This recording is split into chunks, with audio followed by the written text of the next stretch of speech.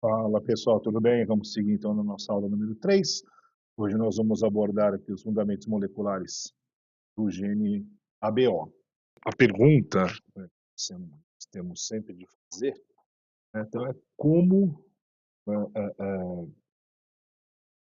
que as estruturas dos carboidratos, né, eles vão ser direcionados até a superfície das hemácias, né, uma vez que os carboidratos não são produzidos pelas nossas células, e logo, né, então, esses carboidratos estarão disponíveis, né, na circulação sanguínea, e a partir dali, eles serão conectados à superfície das hemácias.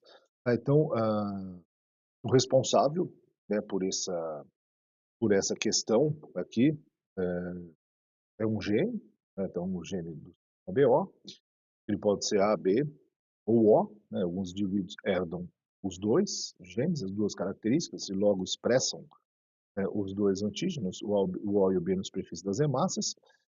Então, esses genes eles são formados, né, então, por 7 exons. E exons são as regiões, né, dos genes que têm a capacidade de atuar na codificação, né, na construção de uma proteína. E essa proteína que vai ser gerada, ela tem uma atividade fisiológica, uma atividade enzimática.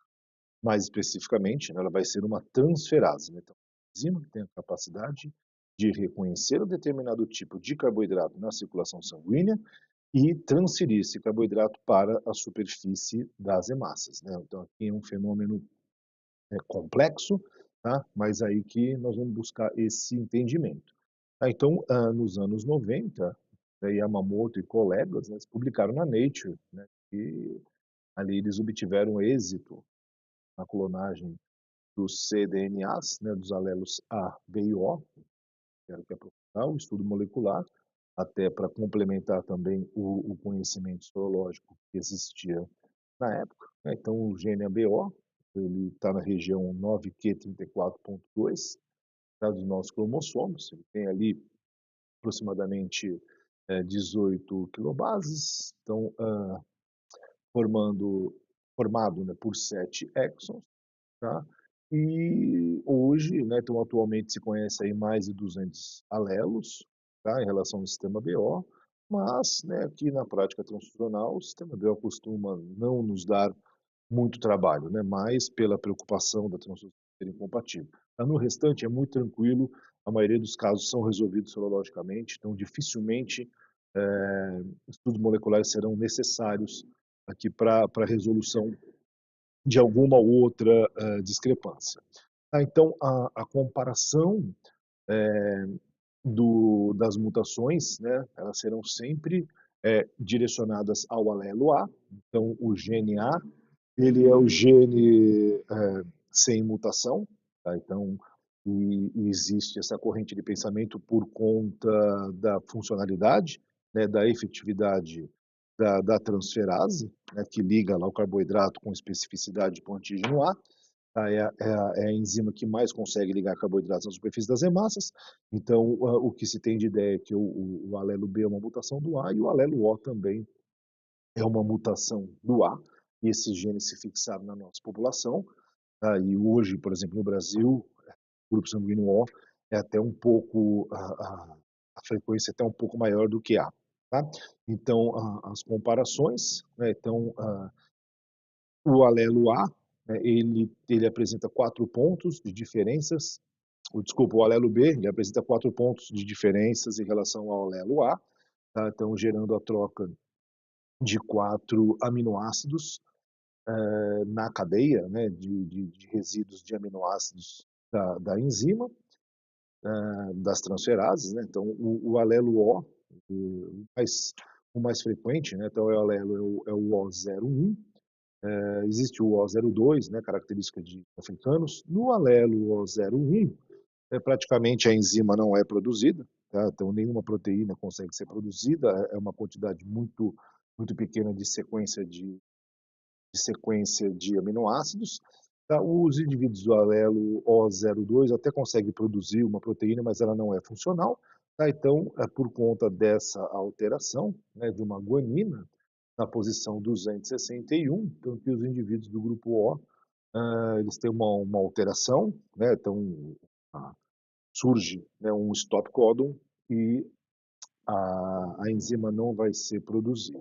Aprofundando um pouco mais, então como que seria essa diferença, né, entre os indivíduos? Então, é mais ou menos assim que os indivíduos que herdam o DNA, e não vamos entrar muito em homo ou heterozigosidade, isso aqui fica para uma próxima aula, mas os indivíduos que herdam o GNA, eles têm uma sequência, né? Vão ter um gene lá com sete exons.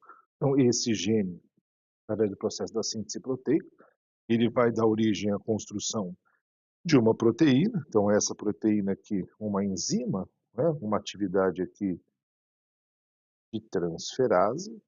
Então, o nome dessa enzima aqui é N-acetilgalactosaminil transferase, e ela tem a capacidade de transferir uma N-acetilgalactosamina, que é um carboidrato comum, para a superfície do azeite.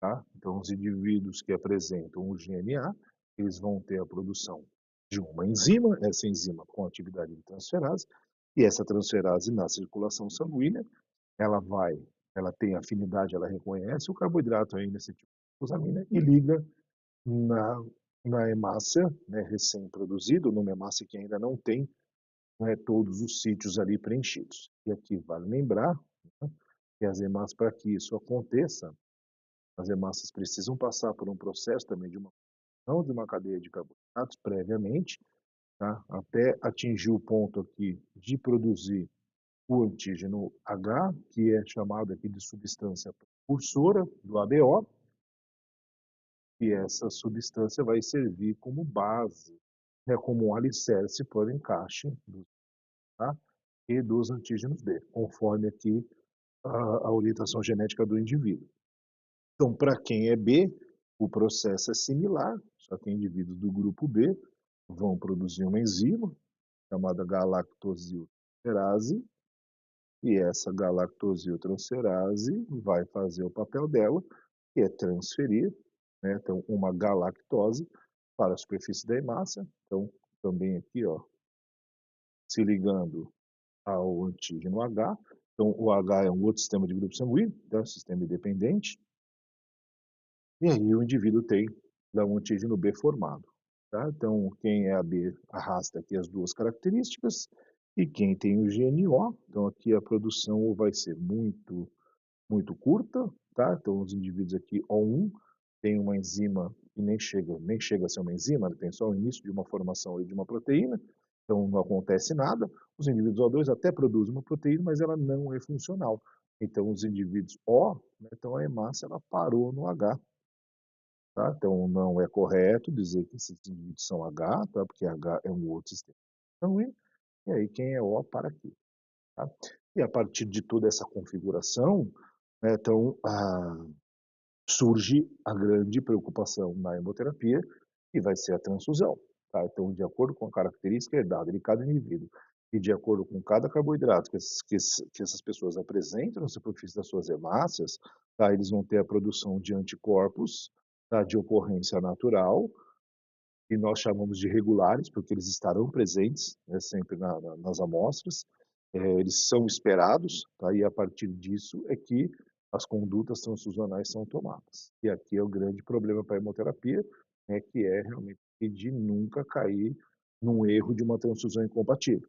Tá? Então é por conta dessas características que tudo acontece, tá bom? Então nós vamos ficar por aqui, e aí nós vamos para a nossa aula número 4. Um abração.